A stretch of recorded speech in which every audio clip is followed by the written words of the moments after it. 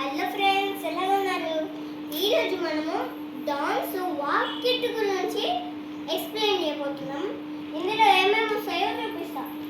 First ఒక sharpener వస్తుంది, తర్వాత ఎరేజర్, ఒక షార్ప్నర్, ఇంకా 15 సెంటీమీటర్ స్కేల్, ఒక పెన్సిల్, పేపర్ పెన్ అనమాట. ఇది దీనికి ఎరేజర్ రాదు ఇక్కడ.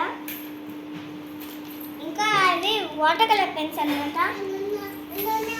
ఇంకా ఇవి 6 షేడ్స్ పెన్సిల్స్.